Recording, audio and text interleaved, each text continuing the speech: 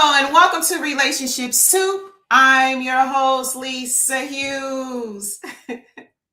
Happy Tuesday, happy Tuesday, happy Tuesday. How y'all doing today? How was your weekend? Look, really, how was y'all weekend, y'all? How's your Tuesday been? How's your weekend? To my people in the Midwest and all over experiencing this snow, y'all good? Look, now we already know the snow is going to happen. January, probably November, December, the snow gonna happen, y'all. But how y'all doing? Y'all cool? It's been some closing, so hopefully y'all taking advantage of that. All right, boom. So anyway, y'all, thank y'all so much for joining me. Y'all know that I appreciate y'all. Hope that your week is off to a fantastic start. Mine is cool. I really can't complain, right? I ain't really got out there with that snow yet. I'm gonna get out there at some point. But for right now, I'm gonna stay in focused and do what I do. So anyway, y'all, thank y'all so much for watching tonight. I know I really appreciate you. Whether you are watching us live from Facebook, YouTube, listening to the replay, I see you, I love you, and I appreciate you, right? So y'all know I had to get that out of there. So you already know, like tonight's episode is going to be a chef's kiss. But before we get started, I have to do some housekeeping.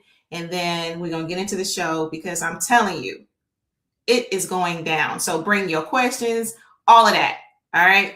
So as you know, YouTube, y'all should know this by now. You should be following, liking, subscribing across all platforms, not just one, all platforms, y'all. So on YouTube, it's Relationship Soup, period. You got to put the period, or you're going to be somewhere. So you're going to be somewhere else. You're going to be like, where am I at?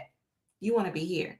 All right, so boom. So if you want to join the forum, y'all, you got to get in the room. It's Relationship Soup Group. If you want to follow me, it's Relationship Soup LLC. And of course, the greeting cards at relationshipsoup.com. All right. Now, y'all already know what I'm going to say next. All right. Y'all already know what I'm going to be talking about next.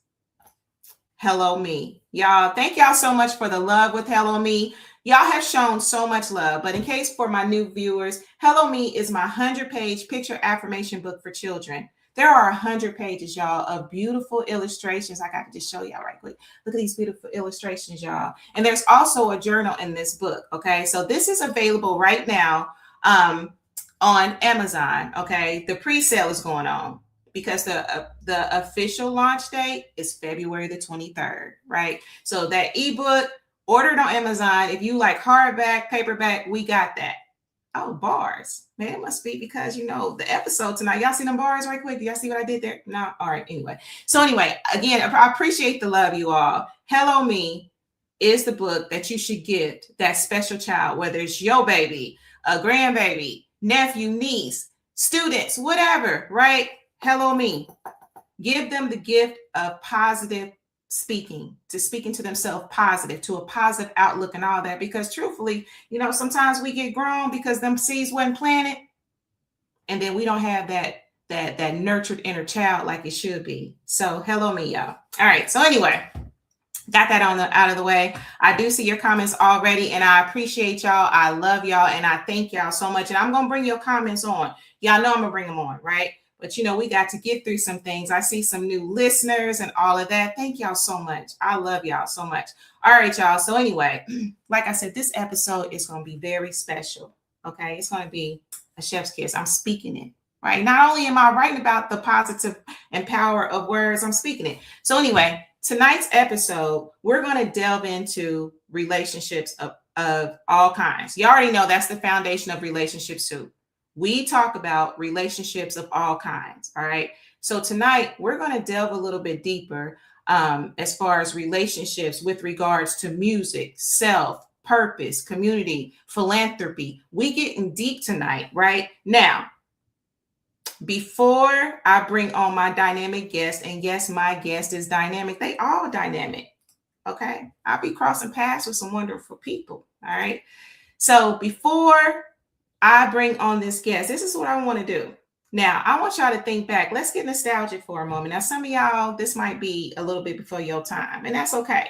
You're going to learn today. So this is what I want you to think about. I want you to think about music from the 90s, all right? Like, we're just going to start there, okay? Now, specifically, I want you to think about hip-hop, all right? Think about hip-hop, rap, I want you to think about that. Now, what is an artist that comes to mind? Who comes to mind? What artist comes to mind? Who comes to mind?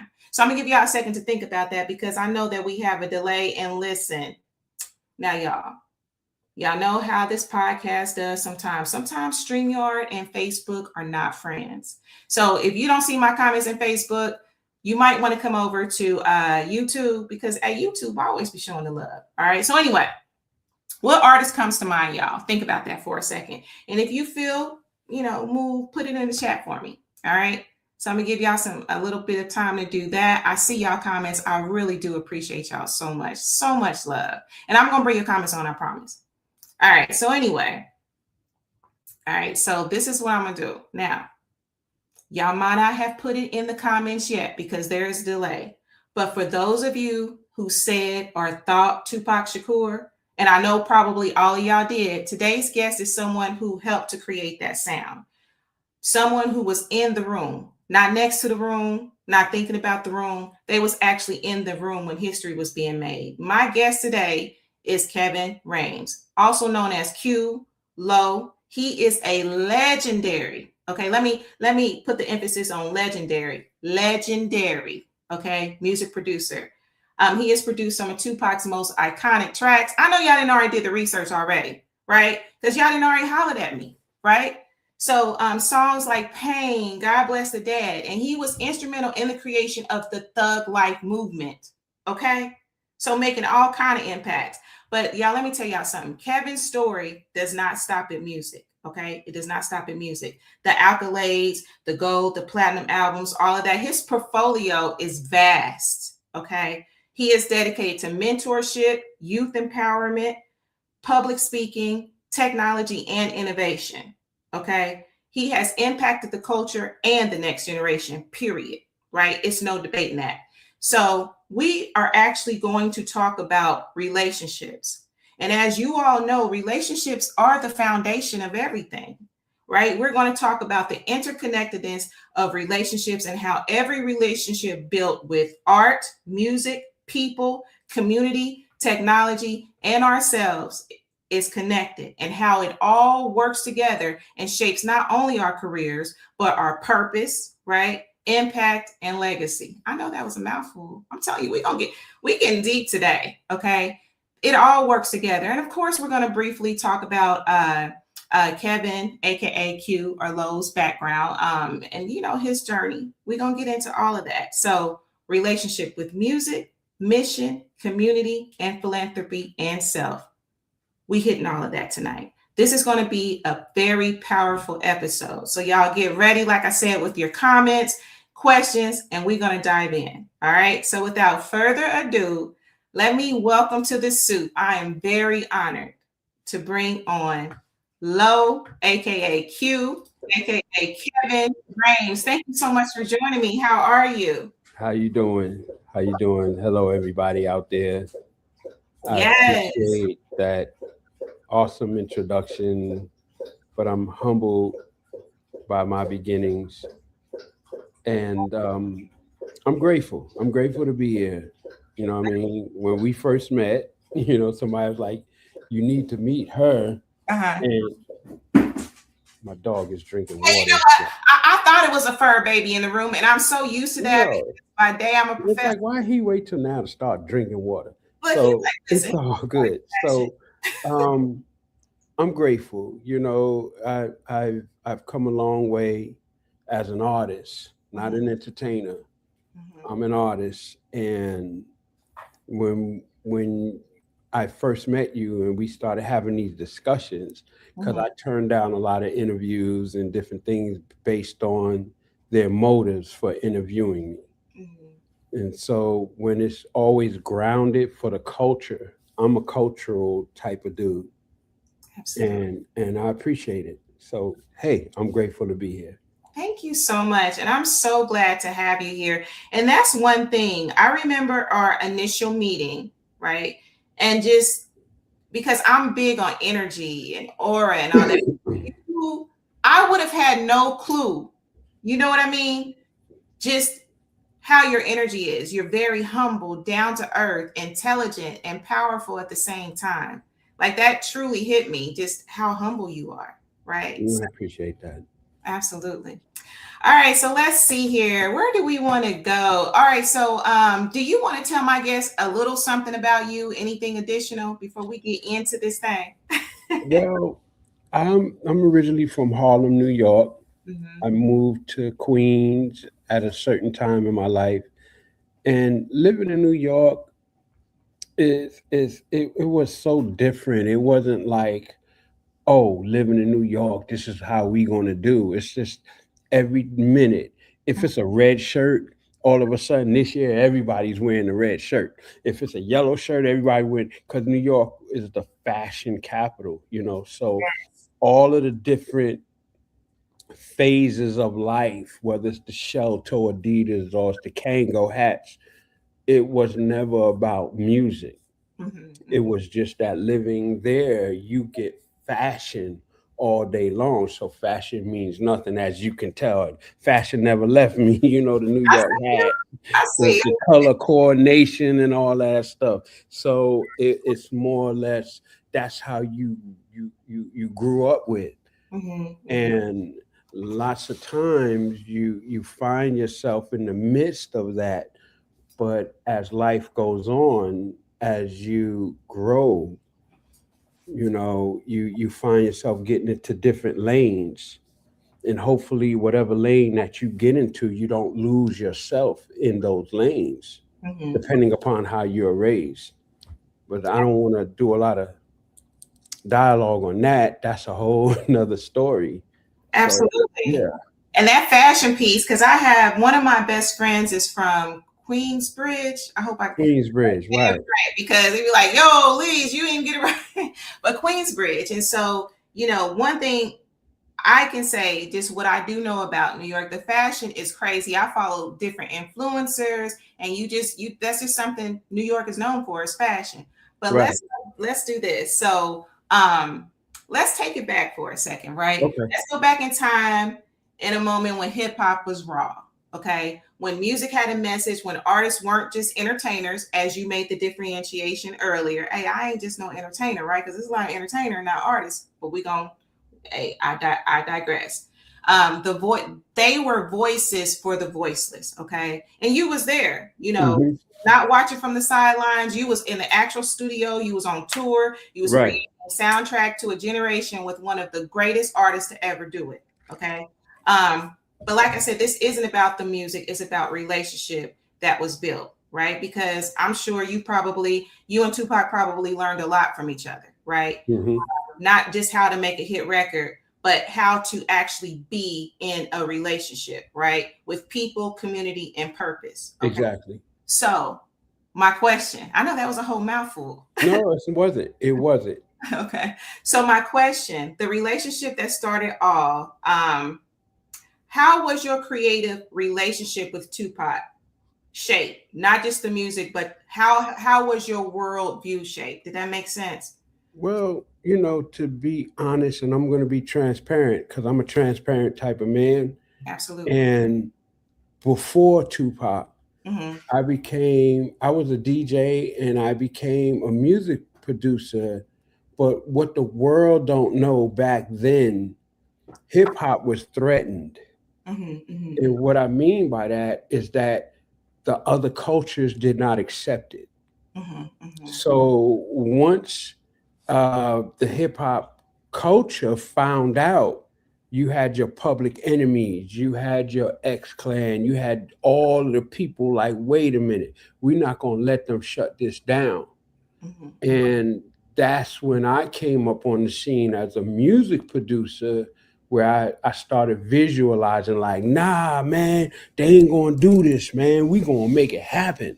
Hmm. And most of the rappers, whether you from Brooklyn, Uptown, Queens, Long Island, Staten Island, whatever, it's like it was by any means necessary that we was going to protect the platform because that was our freedom of speech. Hmm. Hmm. So Tupac, and what the world didn't know, that back then he wasn't the Tupac today, Hmm. Hmm. Hmm. but we met at a young age where we was goofy, we was still being stupid, And I could share a lot of stupid stories where, we doing our thing. But when it came down to the music, it was all about the culture.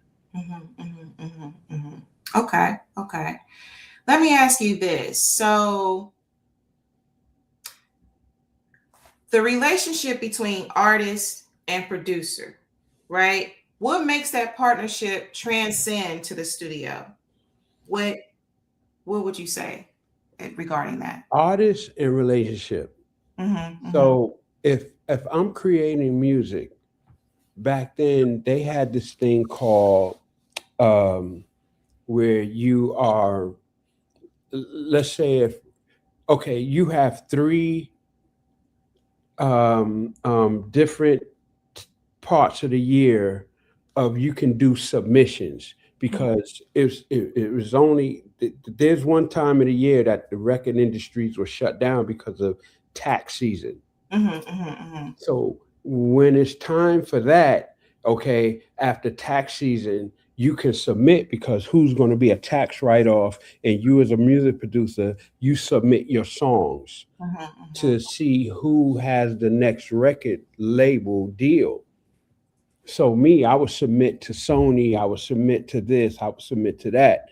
And that's what created, like, okay, so and so like five of your beats. We having a meeting at the studio where they're playing it on the loudspeakers. I still got some of my speakers behind me. I don't know if you can see that. Yeah, I That I do some of my stuff, get but you hearing your beats on the live booming sound, and you hearing the artist like, man, I want that one, I want that one, I want that one, and they buy your tracks. But then something very organic happens where you meet the person behind the microphone. And many a times I met people that's not that dude behind that microphone.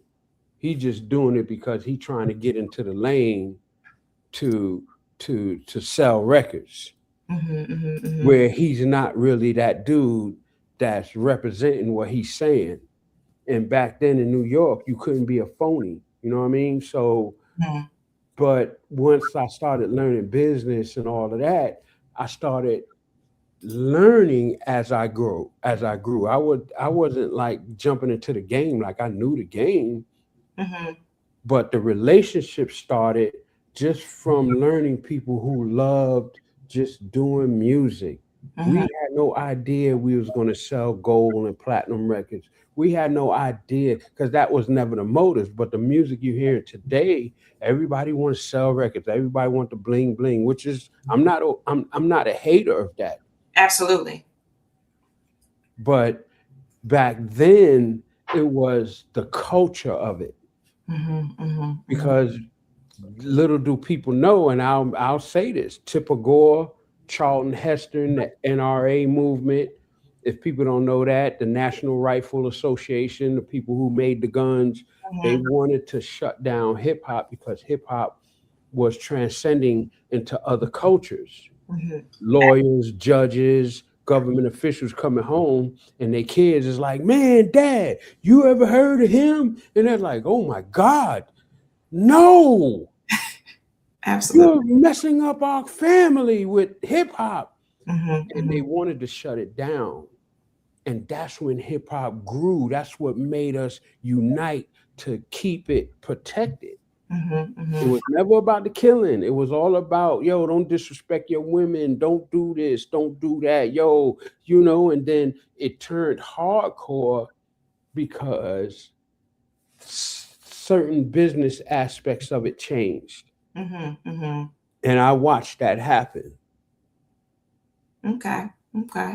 All So right. much, so much to peel back the layers Oh, on I that. already know. You know what I mean? So yeah, I already know this, even based on our conversation. There's so much of what we're going to address that could just be a whole episode in itself, right? So we're not trying to do it an injustice by, just keeping it succinct. But yeah, absolutely. I totally agree. Now, I do have another question for you, Kevin. sure. Ask me anything. Okay. So like, how did your relationship with anyone, right, including Tupac, influence your relationships with yourself, your purpose, and your community? Well, let's start with my community. Absolutely. I Okay. lived on a block where, they didn't think we would amount to anything because I was with a group called Live Squad. Mhm. Mhm. And sometimes you come down the block like this, people on your block looking at you like, oh, he ain't gonna amount to nothing. He a thug and all that with the gold teeth and the bling bling. Mhm. But little did they know that, look, we're trying to get our moms out the hood. We're trying to do what we're trying to do. Mhm. Some dudes around me hustled in the game and all that. I was never a hustler.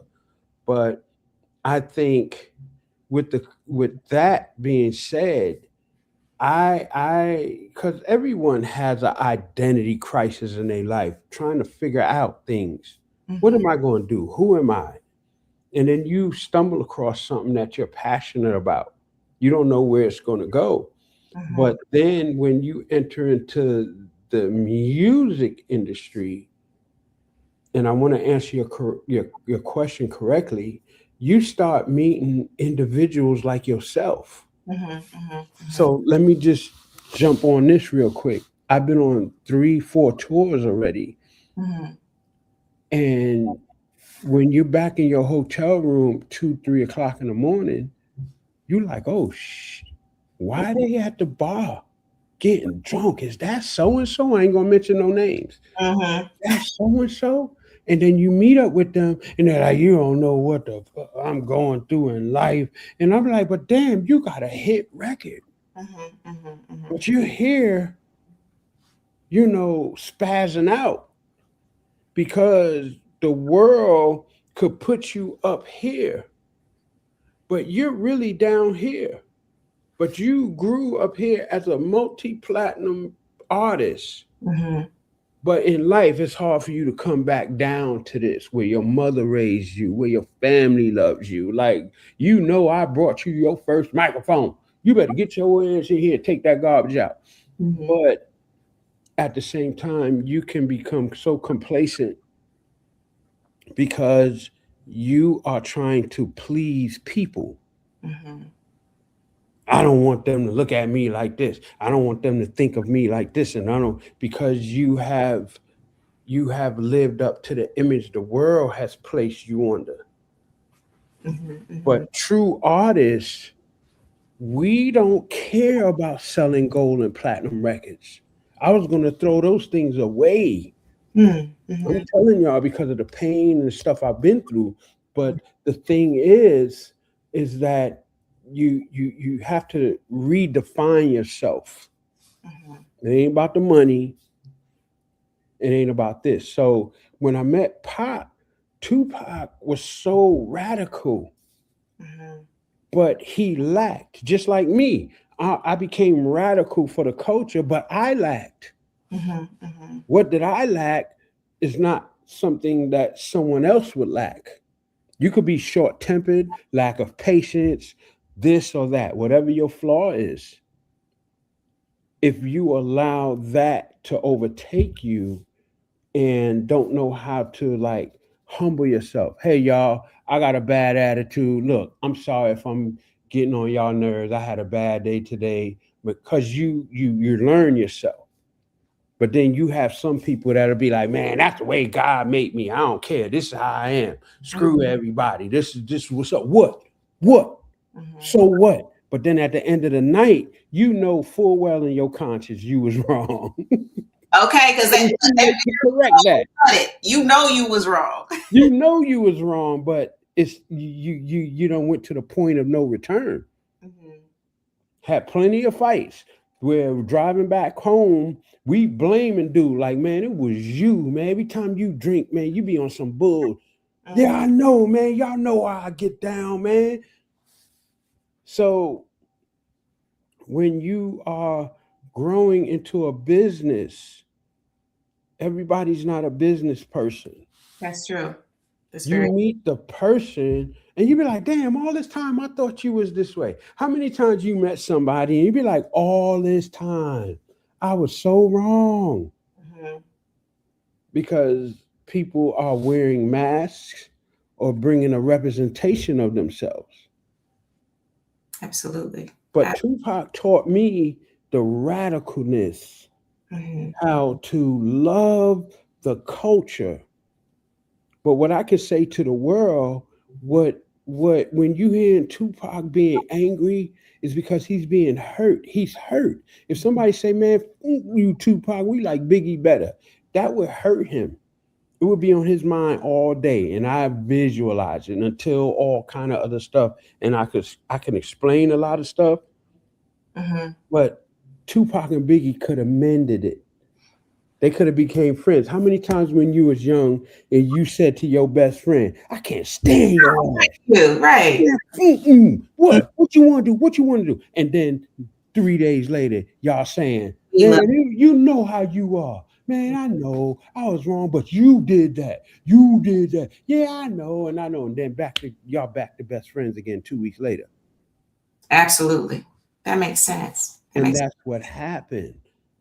But I'm not here to go into details because a lot of people ask me so many questions about the Tupac and the Biggie beef and all of that stuff. But what I'm saying is what I learned from him is the love of the culture and how to impact culture through music.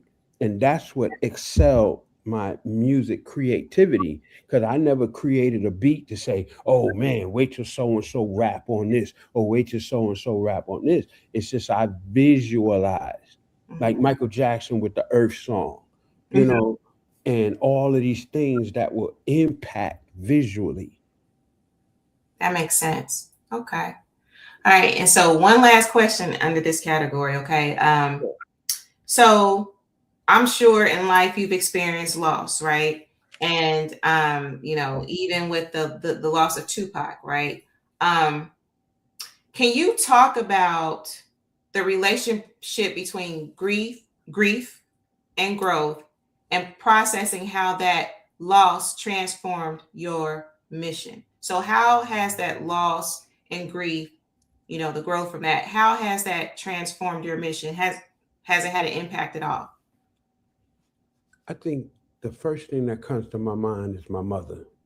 Mm, mhm, I mhm, mean, we could talk about Tupac and the loss of Biggie. Tupac did a song called "God Bless the Dead," mhm, mhm, and I produced that song. And he said, "Rest in peace to my motherfucking Biggie Smalls." Y'all can do that right now. Go and search "God Bless the Dead," and mhm. everybody thought he was talking about Biggie Smalls. No, they're talking about my man Biggie. I got a homie that we call Biggie Smalls. Okay. And Okay. when he passed away, his mother told the city to throw his body away. And he used to always squeeze my shoulder. And when he got killed, one night I was sleeping, I felt him squeezing my shoulder. I got up, went downtown, won custody of his body before they shipped it to Pottersfield, and I buried him. But to your question, I think about my mom Mhm, mhm, because growing up in Harlem, she was a single parent raising 4 kids. And she used to always do this. Don't you ever let nobody or anything change who you are. mhm, mhm, And my mother met everybody. She met Pac, Biggie, Nas, and all kind of. But she was the type of mother that was like, "Y'all better come in here and get some food. Y'all gonna be in that studio all night. And Kevin, you better bring back my Tupperware." You know, and she didn't care. mhm, mhm, So when she passed, it changed everything. mhm, mhm, mhm, Because you ever have a parent that would drill into your head, but you don't get it until later on in life, like, damn, dad was right, mom was right. mhm, mhm. Absolutely. And so that's what changed me. My Okay. mother was never proud about my hip hop career growing with all of the cameras and all of the record deals that I signed.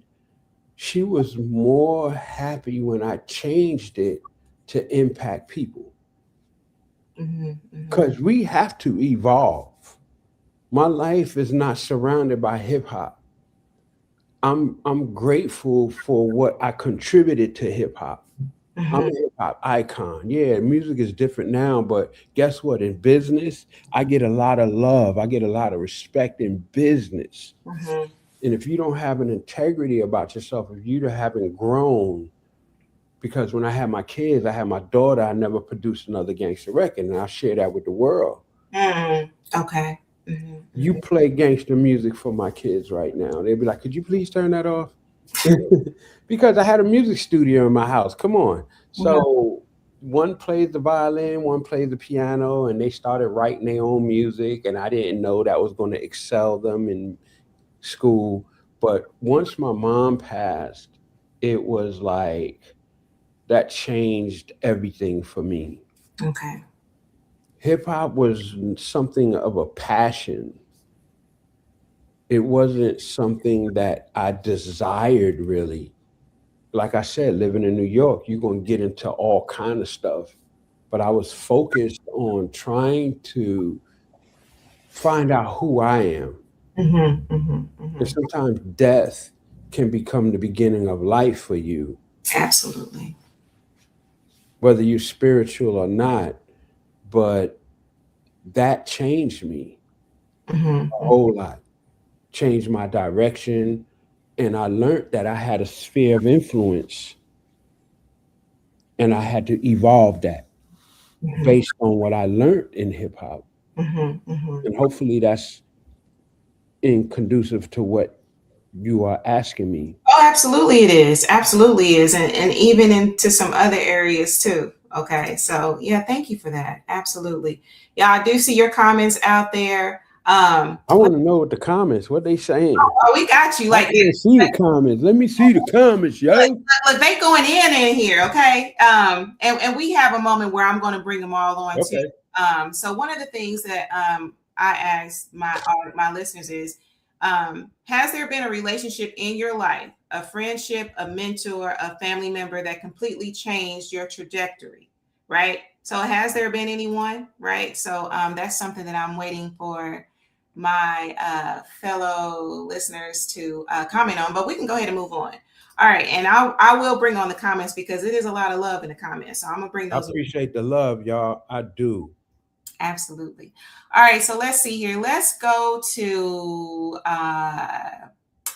how relationships led you to mission. Okay, so all right, so this is where the story is gonna get really interesting, y'all. Because look, Kevin could have just stayed in the music industry, right? Kevin, you could have just done that. He could have just kept producing, kept collecting checks, kept riding the wave of his legacy. But something shifted, okay?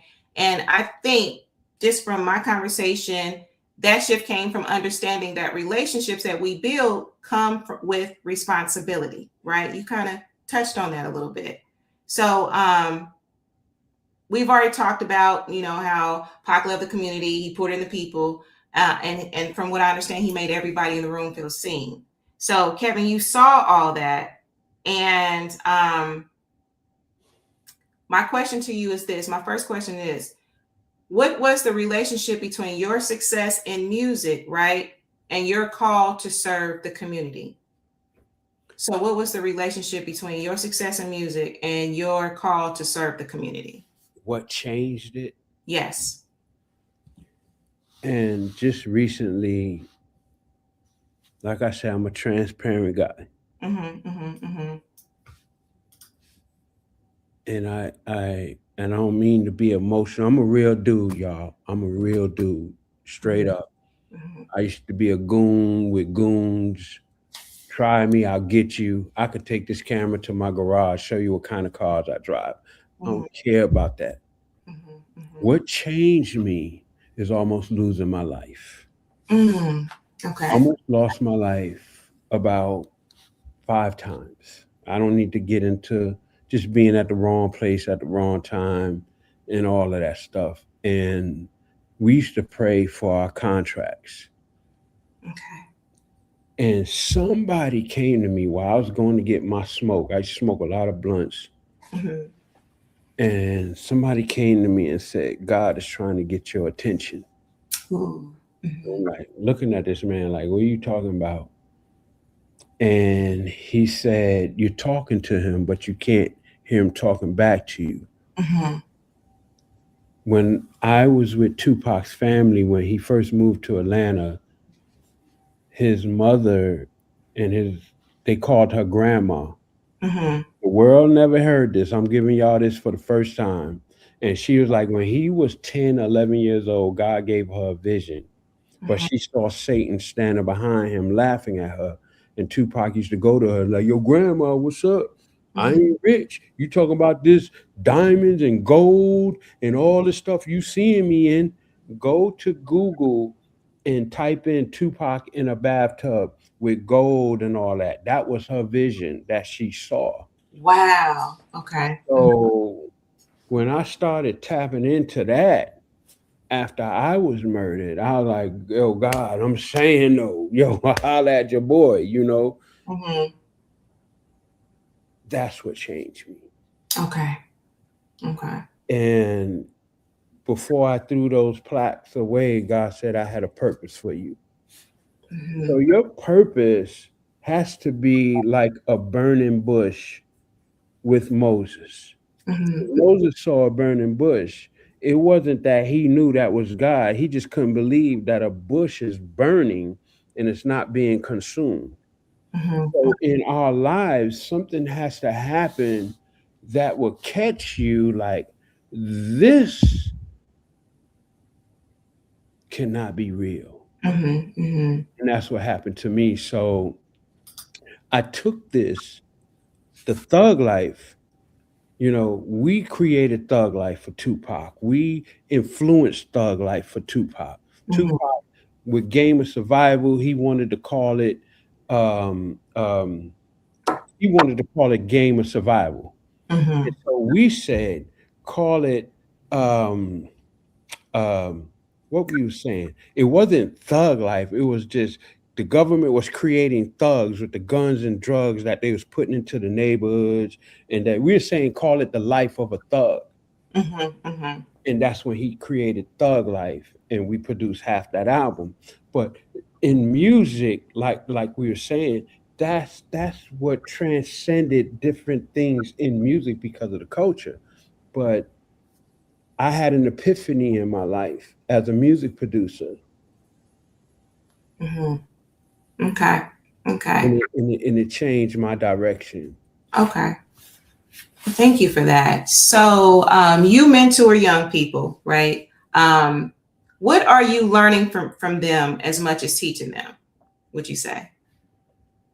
I learned from being in mentorship programs is that parents are trying to, because every parent is not a parent, it's just people who had kids. Mm-hmm. Mm-hmm. Mm-hmm. But I would never tell parents to change, their structure or their standards. Mm-hmm. They have to change their methods. Back in the days, bread was 50 cents. We didn't have what y'all had today. You put a rotary phone in front of some of the young kids, they can't dial your number. So we were trying to teach. So what I did was I innovated. All of us right now, under the sound of my voice, has a sphere of influence. Mm-hmm. Mm-hmm. Whether you're a doctor, lawyer, law enforcement, because everybody don't want to be a rapper. Everybody don't want to be a music producer. Some people want to be a medical professional, law enforcement, government official, different things. They know where their brain is wired, their purpose, and what they have acquired. Mm-hmm. And so in different places that I speak, I would do this thing like it's an alarm clock. Tick, tick, tick, tick, tick. Brrrring. That means this is the time of your life that there's something that needs to wake up inside of you to usher you in to your purpose. Mm-hmm. I'm a techie, but I love music. Music wasn't my purpose, but I feel like the higher power, God, or my spiritual balance has allowed me to use it to impact the culture. Mm-hmm. Mm-hmm. You know what I mean? So when it comes down to mentorship and all of that stuff, the world seeing is believing. Mm-hmm. So every place I go and I pull out these plaques, everybody like, oh, shoot, yo, Yeah, right? really. But everybody is not going to make it being a rapper, singer, or producer, because deep down inside, that's not what you really want to be. Because every place I go, I'll be like, yo, before I even begin, I want to know your name. I want to know who you aspire to be. Oh, my name is Jamal. I want to be a brain surgeon. Oh, my name is Shaquana. I want to own my own corporation to give free health care. I'll be like, wait. You want to own your own corporation to give free health care? And that's before I bring these out. And I'm like, why? Because I've been monitoring the world and healthcare is so da da da da da. Why you want to be a brain surgeon, Jamal? Because I'm fascinated with YouTube videos and boom, boom, boom. And I'll be like, let me tell y'all about me. My name is Lo. You know what I'm saying? I'm from New York and blah, blah, blah. And I pull out these and everybody like, oh, shoot, you got to listen to our Instagram. You got to listen to me. Yo, we cold, man. We cold. And I'd be like, wait a minute, Shaquana, you told me you wanted to own your own corporation to give free health care. Jamal, you wanted to be a brain surgeon. What happened when I told you about this? You saying you're a rapper. Man, I'm cold, dog. We good. Man, I'm telling you. Shaquana like, I'm telling you, man. Technology has caused our youngins, man, to lose focus on their purpose. So this is what I do. I don't hate on hip hop. And I'm gonna get back to this.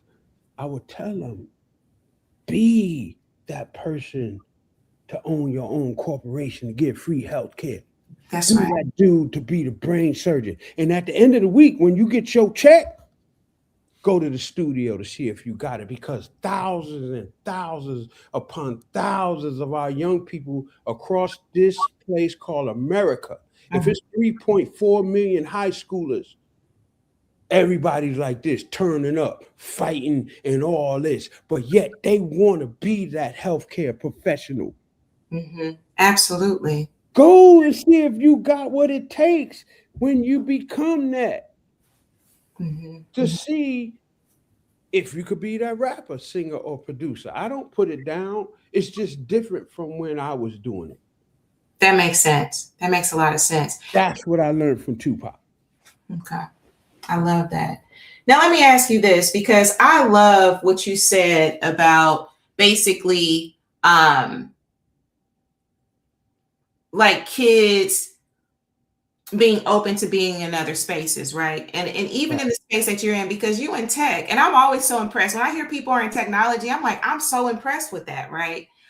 This is my question for you. So how do you see the relationship, right, between music production, technology, and entrepreneurship for the next generation?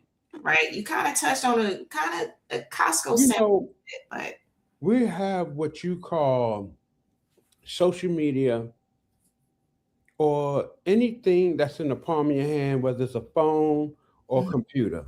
mhm, Do you know your computer is a server? mhm, You can master it unless you let it master you. mhm, Anything you want to learn at college is not for everybody, number one. that's And very once music industry turned into tech and I was going to the studio, I'm seeing the engineer on the computer, like, what the hell he doing on the computer? Man, this is Pro Tools, man, and blah, blah, blah, blah, blah. Now I could produce a track and somebody could be in China, Russia, India, France, Italy, Germany. They don't have to physically be here because of technology. mhm, mhm, So, you can take it as far as you want it. God has blessed us with what we call a brain. mhm, What you put it to is up to you.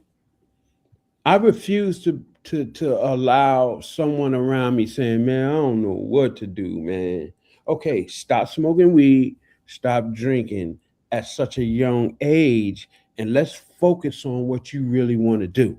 mhm, mhm, Because trust me when I tell you, everybody don't drink or smoke, mhm, but a lot of people do. And the more money you make, if you're a smoker, the more smoke you're going to smoke, The more drink you're going to drink, the more powder you're going to sniff, the more pills you're going to pop. So we have to learn how, learn ourselves first. Mm-hmm. That makes sense. I'm guilty of it. Trust me. I smoked a lot of weed, man, and I regret it because it took a lot of years away from this. Okay. So we have to elevate ourselves. We have to advance. And many things are put in our path to keep us below that.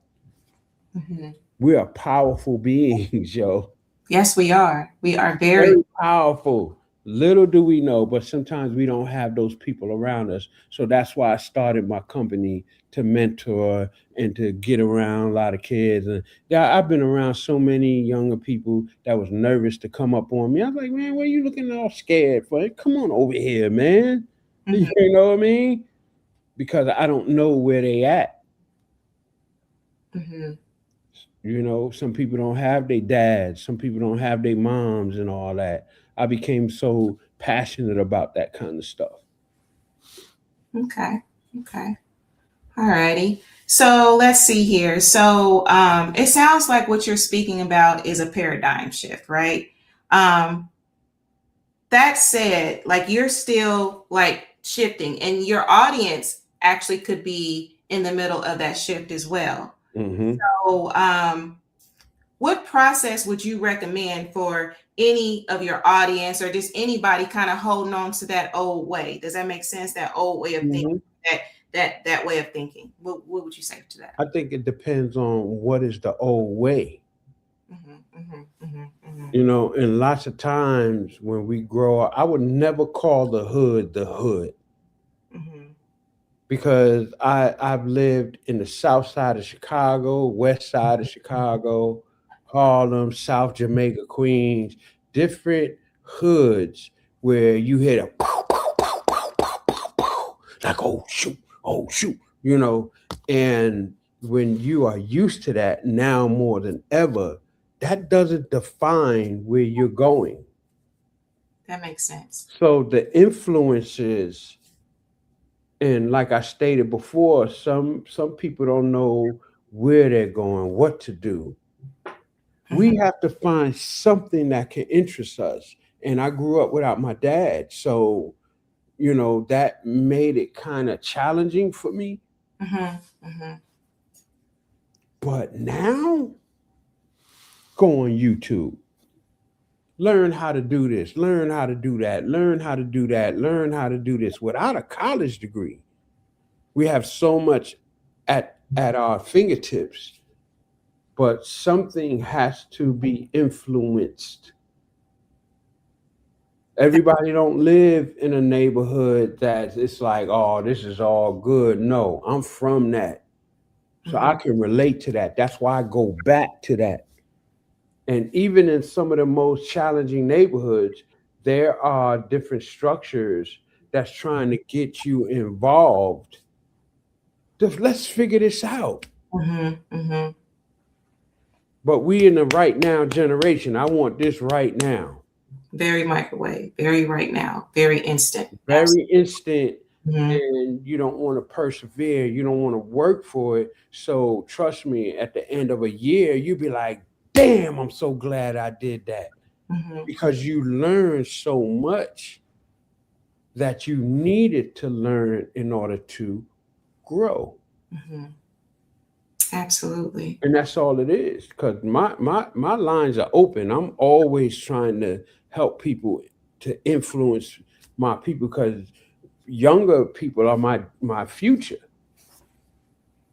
You can innovate this. You could have been a producer of Tupac, Mm-hmm. better than me, with Mm-hmm. way more platinum and gold and platinum records. But my thing is, if you reach that plateau, what are you going to do with it? That makes sense. That makes a lot of sense. Are you going to innovate it? Mm-hmm. Mm-hmm. Okay. All right, let's see here. And I see y'all comments. I promise I'm gonna bring them Please up. bring up the comments. I don't like doing all the Ready for some talking. comments, Kevin? You ready for some? Were you ready for some comments? Yeah, Okay. All right. So let's see here. along with it. Come on, get it. All right, so let's see here. So Tonality says, what started your journey into producing? I started producing when Babyface dropped my singing group, Something to Say, from LaFace Records. Timbaland inspired me after hearing One in a Million. That's what you say. What started my journey into producing? Yes. Well, when you live around everybody, I lived around Jay-Z producers. I lived around the corner from Tribe Called Quest and around 50 Cent and all of them. So I was always into music, Mm-hmm. DJing, and I used to like mix a beat. That's why a lot of artists went platinum back then because you had to buy two records and you mix it. So you're buying two records, everybody buying two records and mixing it. But I learned how to take it to the next level. I started doing blends, acapellas, because you could buy a record and it'll have the acapella on it. And Mm-hmm. I was one of the first DJs to do acapella with a instrumental beat. So that transcended on when some guys I moved into another part of Queens said, let's go to the studio. And then I learned the whole studio environment. Okay. And that just opened up. And that's how I started producing. Okay. Okay. All right. All But, right.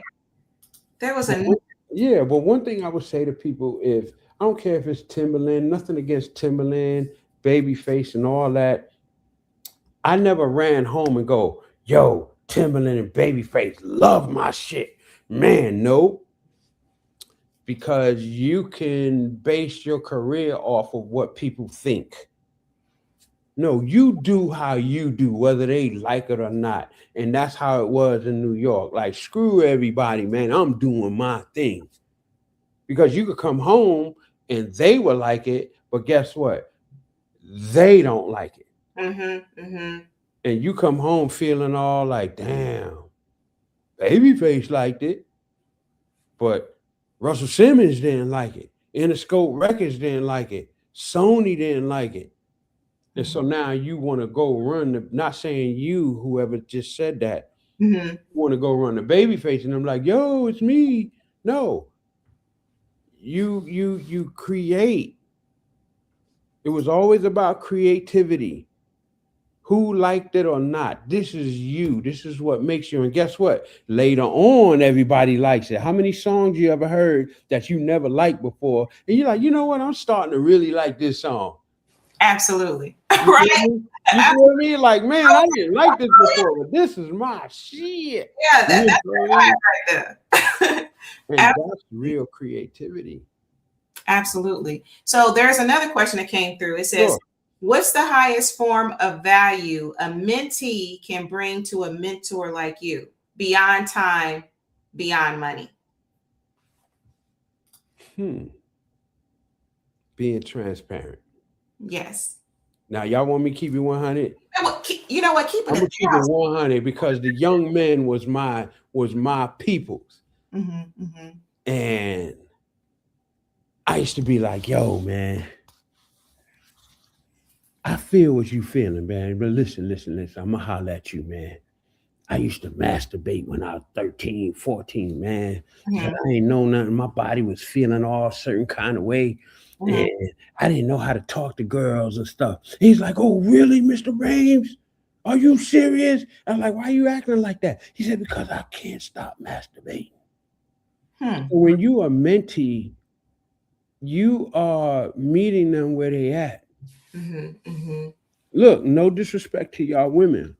A man is going to be a man. And I had a son, and people, their kids would call me 9:30, 10 o'clock at night. Like, Mr. Raines, I'm like, no. As a mentor, there's a cutoff switch where I can't cross that line. And they started looking up to me where real life issues is not how it was when I was going through real life issues. We got kids seeing dead bodies on the street, dead bodies on TikTok, dead bodies on YouTube, dead bodies on whatever platform. So the trauma is real right now. Hmm. And there's no way of balancing that out because they don't have a male figure to be like, yo, dog, come on. So Mhm. there's plenty of times where I devoted my time for free for kids that want to be the alderman, kids that want to be a government official, medical profession, law enforcement, but they're trying to reach for something Mhm. that could be seen so like unrealistic, but I can come to them to make it realistic because it's like what a lot of kids are dealing with is not what we dealt with at my age, at least back then. Okay. All right. So yeah, I keep it 100, man, all day. And I appreciate that. Transparency is everything. Like my. Transparency is everything. I don't mean to go that deep, but I've been in the hood where everybody call it the hood, Mhm. and sometimes they feel like there's no hope. There's nothing to reach for. No, I refuse to believe that. There's a lot to reach for. We Ab- keep labeling things. We allow the world to label this. Absolutely, we do. We do have a few more comments. We have a lot of Please, comments. come on with it. We might go over a little time tonight, but that's all right. It's my show. I can do what I do. All right. So, Terry, thank you so much for joining us, Terry. We really appreciate you. Did you have any tracks that you produced for Pot that never got released that would have been hitters? Um, yes. Mm-hmm. Ooh, when hurts the most. Mm-hmm. It got released on YouTube, but it didn't hit the airwaves. Um, Danger Times, um, Big Time. Wow, wow. It's like two or three others that's escaping me right now. But something happened where we trusted somebody with them, and they released it on YouTube, but it never hit the record labels or whatever. Mm-hmm. Yeah. Okay. Now there's a song that I did when you listen to um,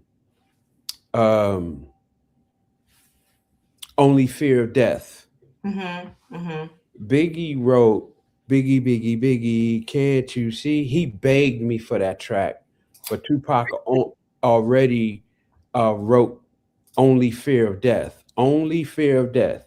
And if you listen to that track and sing the hook, Biggie, Biggie, Biggie, can't you see? Sometimes your words just hypnotize. He wrote that to that track, but he couldn't get it because Tupac was so adamant on that track. I couldn't snatch it away from him and give it to Biggie, which I do regret to this day. Tupac would have just had to be mad at me because I didn't know Biggie was going to reach that demise in his life. Mm-hmm. Mm-hmm. Okay. All right. Now, I do have another question. Someone says, can you speak on the importance of understanding the business as a creative? The business aspect of creative. Mm-hmm. Hmm. What Can, do they mean by that? can you speak on the importance of understanding the business as a creative? Like, so as someone who creates, can you speak on the importance of The understanding business. this? What Yeah. I would tell people is Google all you need to know about the music industry, Mm-hmm. Mm-hmm. because you could have a person that's, I don't know, depending upon where you live. I done been to 13 countries and all 48 states already. Depending upon where you live, if Jay-Z walked in the room, are you going to be like, ooh, that's Jay-Z, yo, yo, yo, or you be like, oh, that's Jay-Z, whatever, Mm-hmm. Mm-hmm. Mm-hmm. I could do it just like him, I Mm-hmm. could do it better than him. Those are the type of artists I like to work with, Mm-hmm. because creativity is like this. You could be jogging in a park one day and you see this artist or a person that's painting a picture. You keep jogging and jogging and jogging and jogging and jogging in this park. And every time you see this man, he keeps painting pictures that has nothing to do with the surroundings. So one day you was compelled to come to him and say, "Sir, why do you Draw these pictures that has nothing to do with the surroundings. You have two types of reactions. An artist is going to have a meaning. Well, my dad used to bring me here, and I used to be like, Dad, that is a beautiful portrait. But an entertainer is going to say, well, I stand to make 3.5 million because this town is known for all of their auctions, and my paintings can make money. So the motives, because everybody could sit here and say, I'll never sell my soul, man. I'll never do this and I'll never do that. Man, I ain't about the money, man. I'm telling you, I love it. Yeah, be tested. Because the level is different up here. If you never been up here, how could you say you'll never do this or do that up here? When you're down here paying your bills, trying to make it. That I've makes been up there and I failed up there. Okay. Absolutely. Let's see here. So many questions. Love the questions, y'all. Appreciate it. Let's see here. So, all right. So, in today's industry with social media, is it better to have a label deal or stay independent? Independent. Okay. Or if you know how to work the business contract, because with a label deal, at least you're going to be heard all over the place. And the term of the contract should be shortened. But if you're a music producer, you got your own studio, you got your own team, which in our culture does not last. We all don't get along with each other. Man, if it wasn't for me, man, and then we break up. Soon as we reach a plateau where we're supposed to sustain it in business. Or if you got the paper, you got the money to invest yourself in an independent, you'll go a long way. But we tend to step into lanes that we don't belong in. I'm a music producer. I'm a visionary. I'm not going to step into a lane of the marketing. Like, look, this is not how you should market me. I'm telling you. I'm telling you. No. If you create a team, it's no I in team. It's us. That's right. But That's unfortunately, everybody got this bling bling and trying to get the money, the money, and money instead of trying to grow and sustain. Because once you reach your niche, if you got 100,000 people that's following you, multiply that to 1,000,000, multiply that to 1,000,000,000. But keep your team. But too many times we don't get along. Man, nigga, man, I can do this by myself. Man, I don't care. As soon absolutely as we reach the platform of money, what they say, the love of money is the root of all evil. the root. The root. What is the root, though? Your Mm. appetites. Our appetites. And I learned that.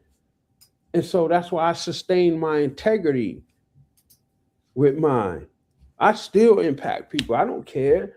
Whatever, because you're going to get the haters. I get haters all day. I don't care, man. We like Biggie better. I don't care. Look what I did in business. Absolutely. That speaks. It's That's what's speaking. good.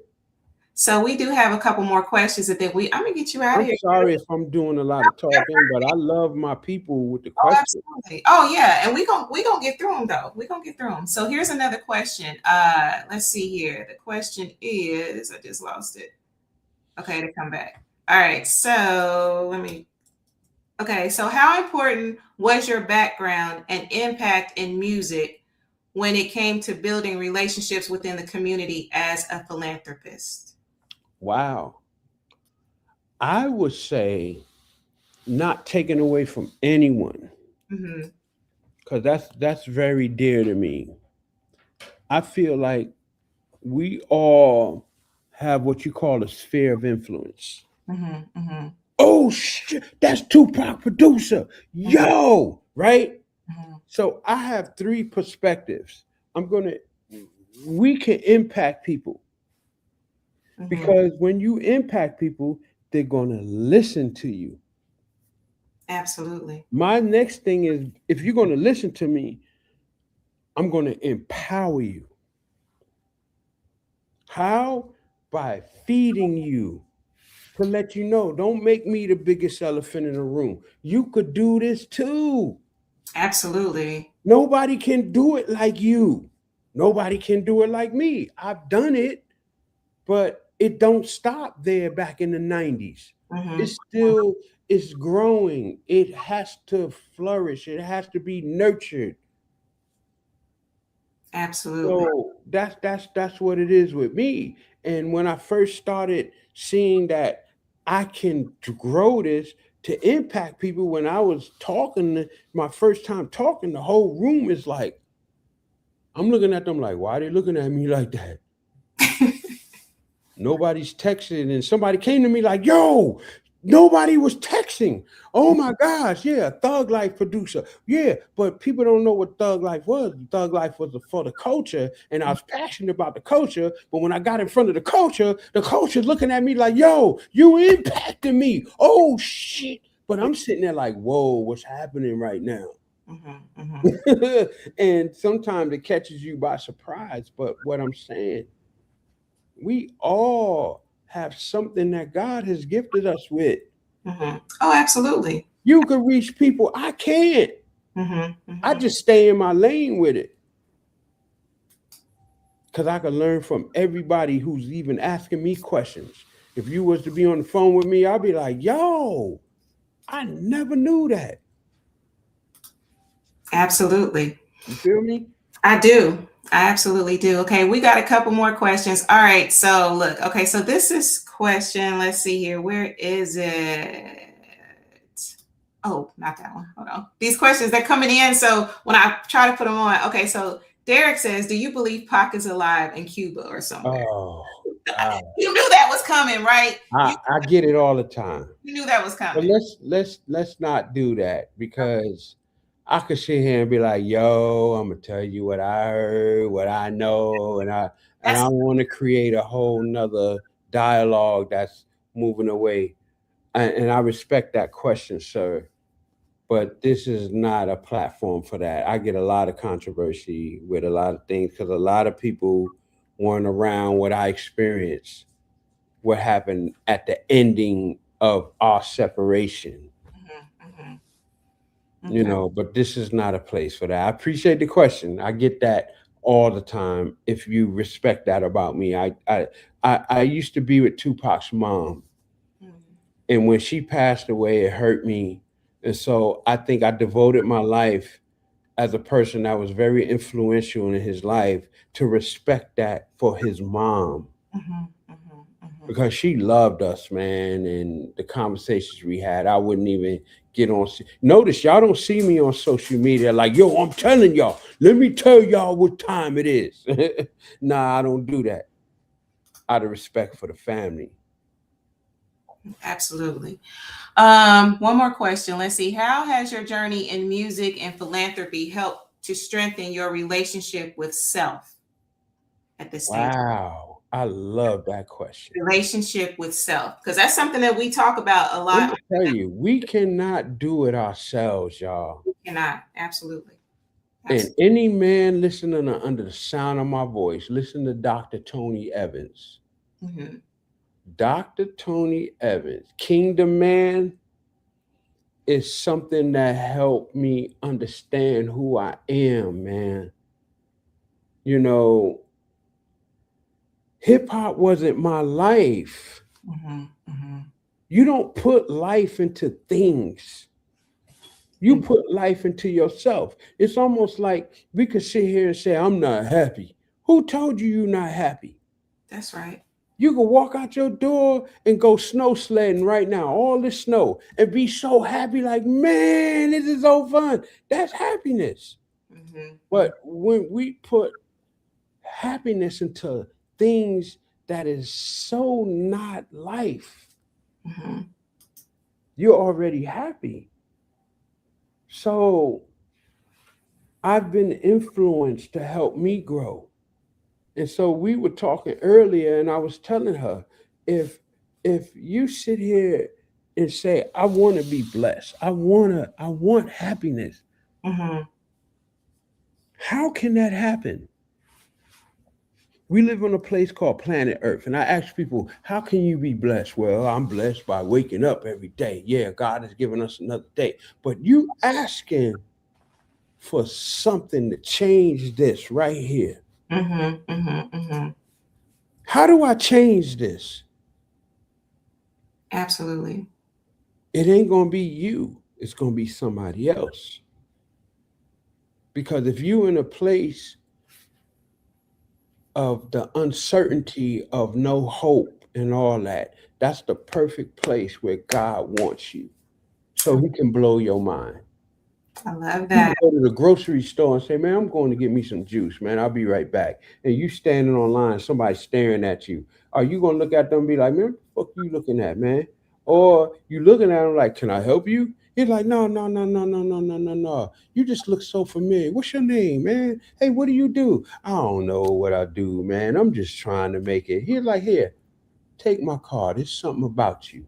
And that man could usher you into your destiny. That's it. That's it. That's We are blessed to be a blessing, and sometimes your blessing comes through others.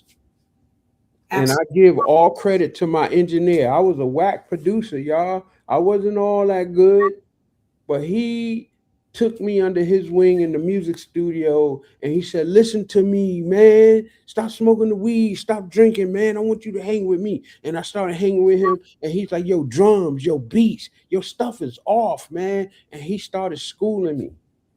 And that's what allowed me to work with Nas, Tupac, and Biggie. I love that. I was not good. And I love your transparency. So we're gonna wrap this up, Kevin. So let me ask you this. If people, because I know that you're not on social media, right? Nope. So if people want to get in contact with you, how would you prefer? Would you prefer Groundwatch at Gmail. ground That's my watching? email. Y'all could y'all can get at me at groundwatch at Gmail. When I Absolutely. was in the schools, I couldn't get them my number because I met so many smart little young individuals. But at a certain age, you gotta have protocols with that. But your audience, groundwatch at Gmail. Okay. Holla at your boy, man, cause yo, it's only because my mom why I came back to this. I took the gold teeth off, the diamonds off, and all that. It's just that the world is turned dark, man. Mhm.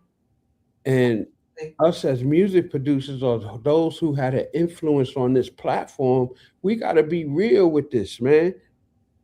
I got Absolutely. people pulling all over me, man, but I'm very careful who I rock with.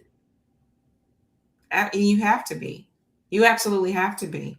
You have to I, protect I space. just want to thank you for allowing me to have this time with y'all. You know, it's so much that I could expound on, but I appreciate the comments and anybody who's watching, you know, even the haters. I don't care. I love y'all too because you got to reach this level of life. And hopefully, when you do, it made sense. Absolutely. And I appreciate you. I would consider you a divine connection, just even the conversations that we've had. And I appreciate you blessing my listeners today with your transparency, with these jewels and stuff, because it's going to help someone. Right. So I definitely appreciate you, your wisdom, your heart, all of that. So, if you're cool with it, I'm gonna take you off so I can close this thing out because look, Kevin, I got this joke, right? On Yeah. Tuesdays be my long day because by day I'm a professor, right? So Right. like I got class and all of that. I got all this stuff going on. Proper time to eat. So by the time the show happens, right? I'm hungry. So by the time 8 o'clock, and so my listeners, like even one person said, hey, it's that time, what you like to eat or whatever, it's Lisa's eating time. So anyway, Kevin, thank you so much. I appreciate you. And I wish you light and blessings in everything that you do. And same here to all y'all listeners. I appreciate y'all even taking this time out to even listen to me. You know what I Absolutely. mean? Cause yo, I'm a 100 dude. I'm here, man. I ain't hard to reach. Absolutely. And a DM me too if you want to get in contact. If you did, I'll put your anyone that DMs me or inboxes me, I will share your email with them if they want to reach out to you. So I'm gonna All take right. it from here for now, just so that we can go ahead and close out. So thank you again. All right. My pleasure. Thank you. All right, y'all. Y'all heard it here first. Thank y'all so much for all the love tonight, all of your comments, and I really definitely appreciate you. Definitely appreciate you all. So let's see here. Let's go ahead and wrap this thing up because you already know that I have the affirmations, all of that, right? So let me go ahead and put this affirmation out here for y'all today. Let me go ahead and get that going. Close on out because y'all already know. I'm surprised y'all didn't hear my stomach growling because it sure was growling on today. I'm just being honest with you. All right, so let me go ahead and put this affirmation out here for y'all. All right. My computer's running a little slow, so forgive me.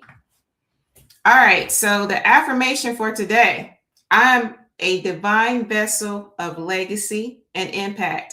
Every word I speak, every action I take, every life I touch is part of the infinite plan of good unfolding through me. All right, absolutely. So y'all can rest with that one. So again, y'all, I appreciate y'all so much. Thank y'all so much for listening. Y'all already know I got to get it all in. And then I'm gonna say my thank yous, get out of here. Cause look, I got some good dinner lined up for tonight. All right. So as y'all already know, Relationship Soup, what? Period, right? The group, Relationship Soup Group, okay? Then we have, if you want to follow me, it's Relationship Soup LLC. And of course, the website, relationshipsoup.com for all of your greeting card needs, all right? And so up in that corner there, I'm pointing, right? Hopefully I get it right because sometimes it's backwards. Hello, me. Now, y'all still see the proof on there. My author's copies are on the way. So, get at me. We can talk about if you want a signed copy or whatever. Hello, me, available now on Amazon. The ebook releasing February the 23rd, right? And then we have the hardback and also the paperback as well. Gift a child the positivity of words. They need to know how to have a positive sense of self. Learn positive words, speak positive, because there's power in words. And we've even seen that tonight, right? So anyway, Hello Me, available on Amazon right now. So y'all, I definitely appreciate all of you. I love you all so much. Let's see here. What else do I got? Oh, let me give my shout outs because they got on me, y'all. I missed one time and you would think, oh, Lisa don't never be. Listen, I missed one time. It was just one time. That was it, y'all. So even my mama was like, I ain't hear nothing last. Mama, my bad, right? I ain't do no shout outs last week. So special thank you to Kevin, Low, Q, Kevin Rhames. Thank you so much for your wisdom and knowledge and your service. Again, we really appreciate that. I appreciate you, brother. Special shout out to my mama. Mama, thank you for listening. And my bad about last week, right? I just kind of, sometimes it just happened like that. So shout out to my mama, the Grishams, Lyric, Aunt Anna, to all my listeners. I appreciate you all so much. And if you're joining for the first time, thank you so much. Make sure that y'all subscribe and join me next time, because I'm telling you, next episode, it's going to be just as dope, right? And just remember, it always starts with you. It starts with you, okay? Love yourself. Think about how you can be of service, not only to others, but service to self, all right? So until we meet next time, peace.